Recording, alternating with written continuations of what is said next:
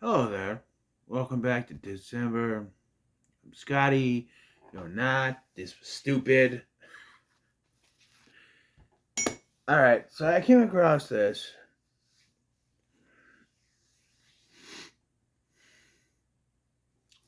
Alison Pregler and Fayless, they did a video together about this movie. I didn't watch it all the way through the first time because they started talking about it and I'm like, I kind of want to see this for myself.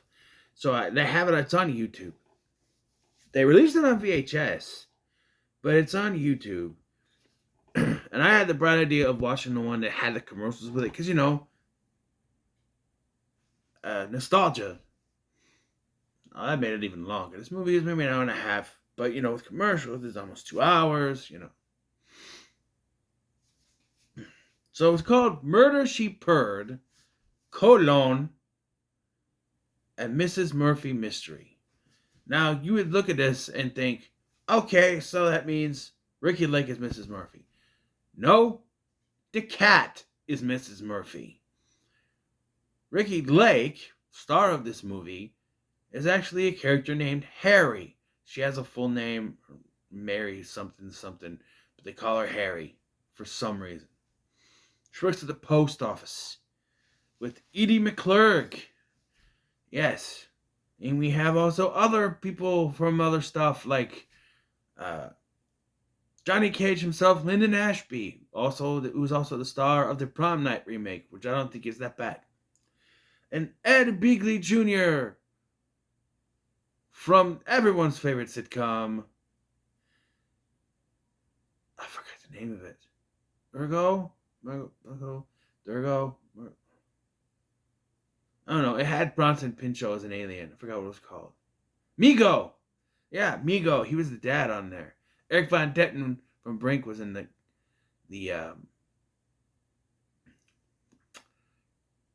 pilot, but it was switched out with Will Estes later. Michelle Trachtenberg was on the show too, but that wasn't that bad. It was part of the CBS block party that was trying to replace TGIF, which was on ABC, which this also aired as part of the Wonderful World at Disney, which I always thought was Saturday nights, but it was Sunday night, I guess.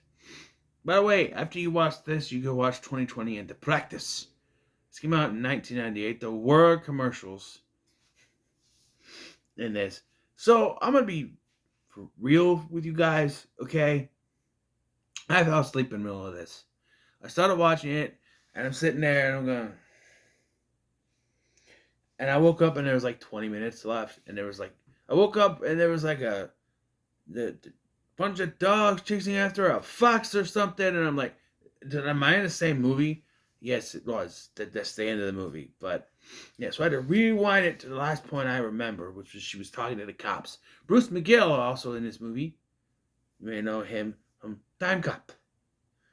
But here he is, I don't remember if he was the movie version or the TV show version.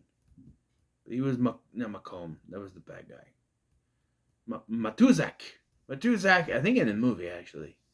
I think. Yeah, because Don Stark was Matuzak in the TV series. Ha! So, yeah, Bruce McGill. And broadcast on Wonderful World of Disney. It's based on a series of books called the Mrs. Murphy Mysteries. Yes, the books are about a cat solving mysteries. But the thing is, you can't translate that to a live-action movie. Maybe this was animated, it would work better. But the cat doesn't do anything because it has to be a real cat. And the cat and the dog, well, all the animals in this movie talk. Cats, dogs, foxes, mice. Yes, they all talk. And no one can hear them except for a little thing at the end where it seems like Ricky Lake and Lyndon Ashby can hear them. It's very weird. It's out of nowhere. Both of the animals talk at the same time, and they're like, "Did you say something?" I'm like, wait, what? So it's a murder mystery, right? This movie starts with opening credits, like it's a TV show opening credits.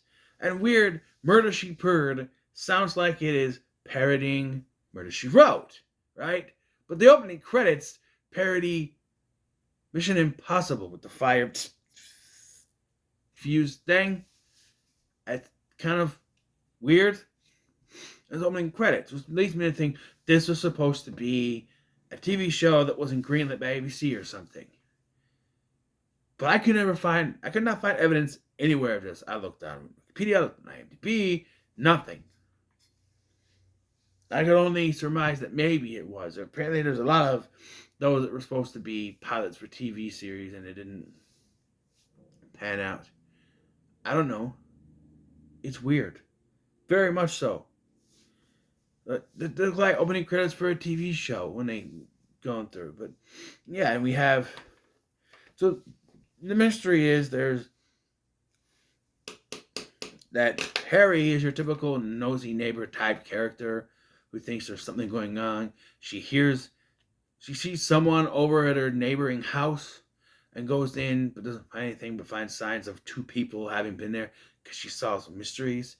This comes out of nowhere, by the way. She just already knows how to figure out this stuff. Was this the first book? What? I don't know. And then when she's telling people the next day, they're like, oh, you're just full of it. She even telling the cops, and well, what are you doing over there? That's trespassing. She's like, well, just doing my neighborly duty. Well, it's still trespassing. You can find out Lyndon Ashby bought the place. Fox Trot or whatever it's called. Fox something. And so the cat seems to think Lyndon Ashby is the killer. That there's something going on. I have a problem, though. There's a problem with this. The cat and the dog both go over there. Right? They both go over there. And the guy that's in there first is Mike from Red Green. Yeah, Wayne Robson, rest in peace. Mike from Red Green. And he's got a fake arm, apparently. And he's trying to burn the place, I think, or something. It looks like he's trying to. At least Ricky Lake says he was trying to start the furnace. And he's talking to someone off screen. We only see his shoes. The problem is, we only see his shoes. But the animals can see everything. And the only thing they go by is his shoes. When Lyndon Ashby walks in, the animals see the shoes and goes, hey, those are the same shoes. And I'm like, wait, what? You couldn't see his face? Now, here's my issue with this. People would say, oh, it's too dark. They only see the shoes. Do you know how good animals' eyes are, specifically dogs and cats? They can see in the dark just fine. They should be able to see his face. There's no doubt in my mind they should know that, spoiler, is the killer. I'm not going to say it right now. They should know that he's the killer. It's a he. I'll say that much. We know that much. But they don't. They just, and then eventually the cops find Mike, I don't remember the character's name, Mike from Red Green, dead. And they don't know who killed him. There is a fingerprints of someone who has been dead for years on the body or something. This person named Tommy, who supposedly died. We introduced Ed Begley Jr. as this rich fellow who's looking to buy stuff. And Ricky Lake starts to investigate stuff, but the animals, they're very, very much saying it was Lyndon Ashby. And this movie really wants you to think it's him. Like, he's got, the knife, and they think, and the animal's like, oh, and, go after him. They're really hammering it in so much that you know for sure it can't be him.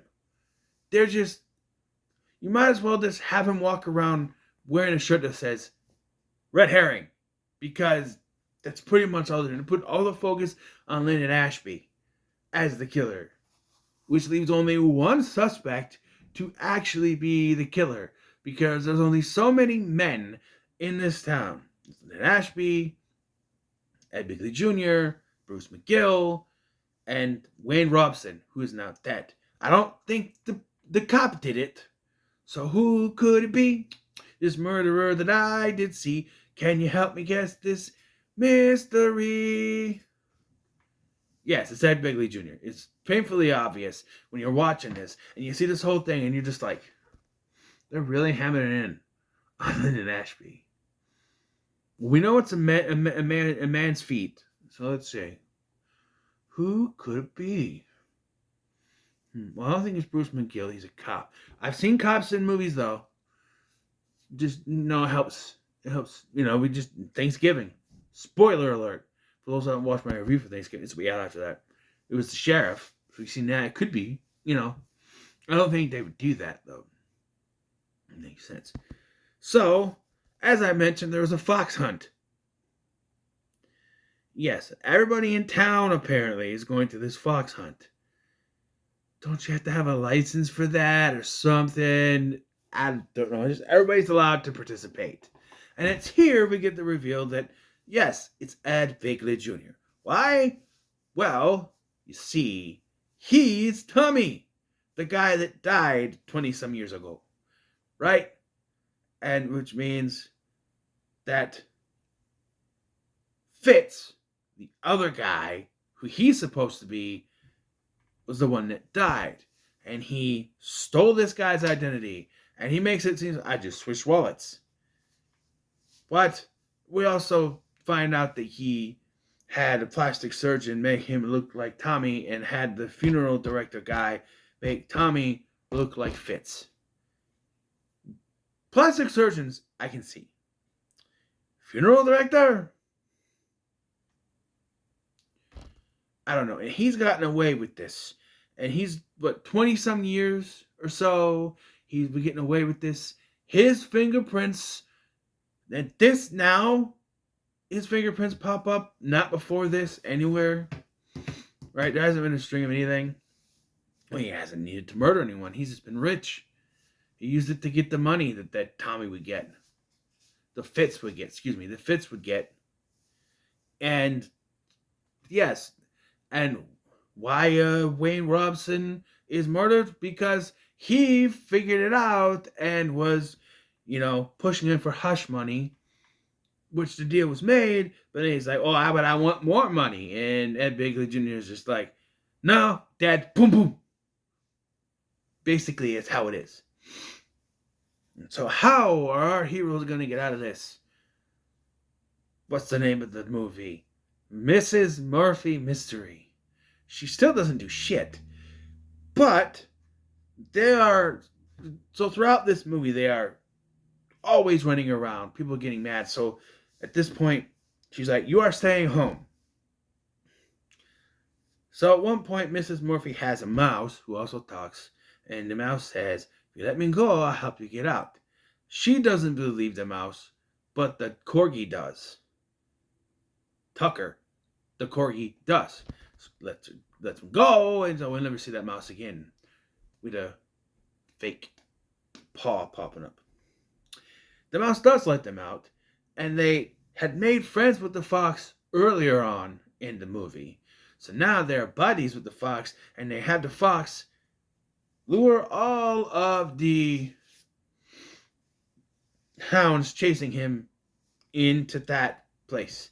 We see Tucker gonna open the door. Oh no, you see the door, someone scratching at the door, in comes the fox. In comes Tucker, tries to jump at the gun, misses, then comes around, jumps up, bites him on the arm, the gun goes off, no one gets shot, and then the hounds come in and knock him down. And he's taken to jails. Did not collect $200. You're going to jail at Begley Jr. And everything is hunky-dory. Yes, and Ricky Lake and Lynn Ashby kiss. And he's going to keep the name of the place, Foxtrot or something. And then, like I said, we get a little thing where maybe they can hear the animals, but that's the only indication. The animals are talking the whole movie and there's nothing. Nothing at all. But, yeah, there it is. If you're curious to see what this movie is like, go ahead. Otherwise, this is the first one for this year. It's not worth your time. Watch something else. And Hey, if you want to see the commercials, because there were some old 1998 commercials, do that. Put it on, fast forward to the commercials, not through the commercials. To the commercials, watch the commercials. Or even if you're curious about this, try to watch it. But otherwise, it's not worth it. Cross off another one. Yes. Yes, we're doing good. We're doing good. We have 7 left. We're getting there. And then I focus on Christmas, which should have already been started as I'm recording, as you are watching this. They should already be started. I was started on the 18th this year, doing 8. You know that already. But, yeah. So what are your thoughts on Murder, She Purred? Let me know in the comments below. Make sure to like, share, and subscribe. Thanks for watching. I'm Sky, and I'll see you in the next one.